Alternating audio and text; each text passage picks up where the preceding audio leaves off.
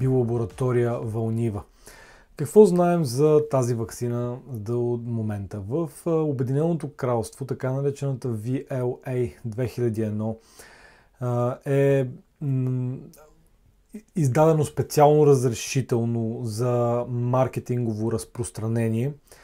Това е уникална COVID-19 ваксина, създадена директно чрез използването на вече познати технологии от френската биотехнологична компания Вълнива. Въпросите, на които предстои да се дадат отговори сега е дали тази ваксина ще бъде по-достъпна на пазара и дали ще бъде по-възприемчива от хората, които през целия период на пандемията, през целия този период имаха така едно изразено упорство срещу вече съществуващите ваксини срещу COVID-19, които са създадени по изцяло нови методи, или те всъщност не са изцяло нови методи, а по-скоро са методи, които са прилагани в миналото за създаване на ваксини и определено сега имплементирането на технологията с молекулярна РНК беше успешна, но дали тази ваксина ще задоволи и останалата част от хората, които доскоро не бяха съгласни с приложението на ваксина, именно заради историята на производство.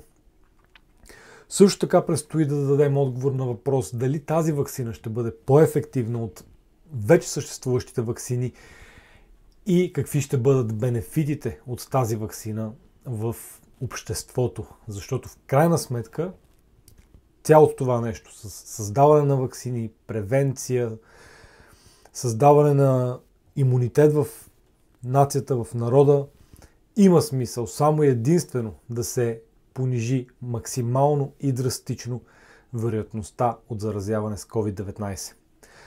Според Световната здравна организация, COVID-19 е отговорна за над 6,2 милиона човека инфектирани пациенти, от които изключително много голям процент от тези случаи за жалост са приключили по смъртен начин, с летален изход, като общо случаите в световен мащаб са над 510 милиона. Докато случаите остават и броя на заболели остават значително високи в високо развитите страни, каквито са, например, Обединеното кралство, Съединените американски щати. Въпреки големия брой заболели, вакцинационните програми и прогресиращите вакцинационни програми са спомогнали да се понижи драстично хоспитализацията и смъртността вследствие на COVID-19. Много ваксини вече са оторизирани за приложение при инфекция с COVID-19 и ще продължат да бъдат оторизирани такива. Например, ваксините на Pfizer, Moderna, AstraZeneca, Johnson & Johnson или известно още като Janssen, както и Novavax. Всички до сега са били дадени, са им били издадени пълни разрешителни за приложение в Европа.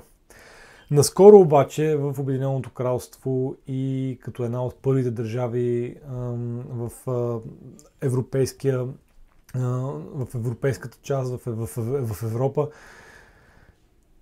получи като първа държава разрешително за приложение на тази ваксина, което създаде всъщност и много спорове в медицинските среди, защо френска биотехнологична компания издава първо разрешително на Обединеното кралство, а не, например, на Франция, въпреки че вече Обединеното кралство не е част от Европейския съюз. Както да е, това няма да бъде обект на нашето разглеждане тук, няма да бъде обект на нашата дискусия и на нашия обзор. Това, което аз искам да споделя е, че ваксината VLA 2001 на практика се базира на вече известен метод на конвенционална техника. Т.е. това е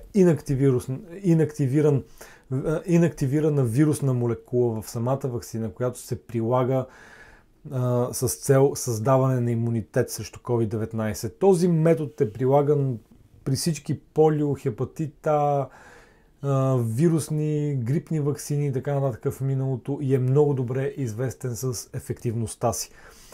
Вълнива, както и други COVID-19 ваксини, например като Sinopharm, която е китайската ваксина, са конструирани на базата на частици от така наречения SARS коронавирус 2, т.е. SARS коронавирус 2 частици от вирусната молекула. Много учени в момента обсъждат дали тази ваксина ще бъде по-ефективна, като цялостно мнението е, че ваксината ще бъде много по-ефективна спрямо другите и ще има много по-добър коефициент на приложение, тъй като хората ще имат много по-голямо доверие в нея. Например, професор по инфекциозни болести и учен от университет в Единбург в Шотландия, професор Елен Орайли, споделя, че приложението на цяла молекула инактивиран вирус, според нея би било много по-ефективно в превенцията на разпространението на вирусната инфекция, отколкото приложение на ваксина, съдържаща само частица от дадения вирус, каквато и да било тази частица.